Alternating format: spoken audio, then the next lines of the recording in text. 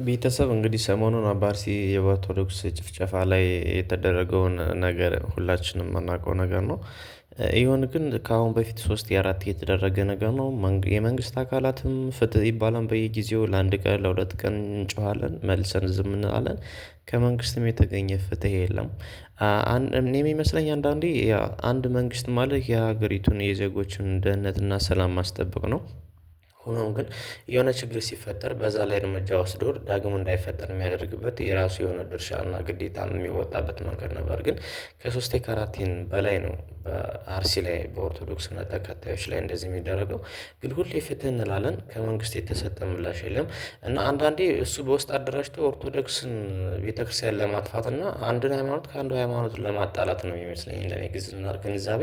ምክንያቱም አንድ መንግስት የአንድን ዜጎች ማንኛውም ሙስሊምም ጴንጤም ካቶሊክም ይሁን ማንኛውንም ሃይማኖት ተከታይ ሰላምና ደህንነት ማስጠበቅ ነው የአንድ መንግስት ግዴታ። ግን መንግስት እንደሌለበት ሀገር ነው እየኖርን ያለነው። አንድ ሰው በሃይማኖቱ በዘሩ በብሄሩ የሚጨፈጨፍበት ነው እና ለዚህ ፍትህ ያስፈልጋል።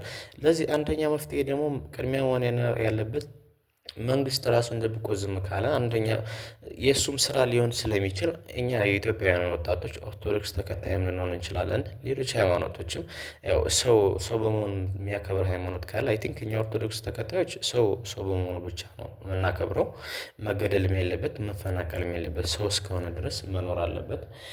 እንደዛ ድርጅት አሁን አንድ የኢትዮጵያ ወጣቶች ምን ማድረግ አለብን? ድርጅት መፍጠር አለብን መደራጀት አለብን። አንድ ሰው በሃይማኖቱ ተለይቶ መጠቃት የለበትም መጨፍጨፍ የለበትም መሳደድ የለበትም። እና የጋራ ማህበር የኢትዮጵያ ወጣቶች የኢትዮጵያ ህዝብ የጋራ ማህበር ብናቋቁም በተለይ ወጣቱ ክፍል ነው አሁን ኢትዮጵያ ውስጥ አብዛኛው ያለ የምለው ወጣቱ ክፍል ነው። እና ለዚህም አደጋ ወጥቶ መጋፈጥ የሚችልም ፊት ለፊት መጋፈጥ የሚችልም ወጣቱ ክፍል ስለሆነ የጋራ ማህበር ቢቋቋምና እንደዚህ ያለ ጥቃት መከላከል የምንችልበት አጋጣሚ ቢፈጠር ነው። ሁለተኛ የኦርቶዶክስ ሃይማኖት ሀላፊዎች እንግዲህ መምህራን እንግዲህ ሲኖዶስም እስካሁን የሰጠው ጉዳይ የለም። ማለት አንድ ሰው መጨፍጨፍ ቆይቷል። አይ ቲንክ ክርስቲያን ነህ ኦሮሞ ነህ አንተ አማራ ነህ እየተባለ መጨፍጨፉ የቆየ ተግባር ነው። አሁንም እየተሄደ ነው። ግን በተለይ በተናጠል ደግሞ ኦርቶዶክስ እምነት ተከታዮች ላይ በሚደረገው ዝም ማለታቸው የሃይማኖት አባቶች በጣም እየገረሙኝ ነው። ግን እነሱ ዝም አሉ ብለን እኛ ዝም የምንልበት ምክንያት የለም። ነገ እኛ ሁላ እስከምናልቅ ነው ወይ የምናየው።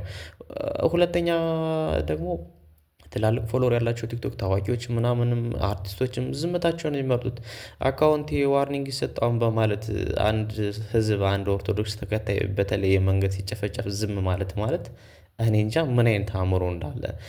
አንድ ሰው እኮ ትልቅ ብዙ ተከታይ የሚኖረው እኮ ሰዎች ናቸው አይደል? የእሱን የሚያዘጋጀውን ቻናል ፕሮግራም የሚከታተሉ ሰዎች ናቸው አውሬዎች አይደሉም። ወይም የሞተው ሬሳ አይደለም የሚከታተል አይደል? ታዲያ ለነዛ ለቤተሰቦቹ ለጓደኞቹ ካልቆመ ለሚጨፈጨፍ ህዝብ ካልቆመ የእሱ ቲክቶከርነት ምንድነው? የእሱ አርቲስትነት ምንድነው?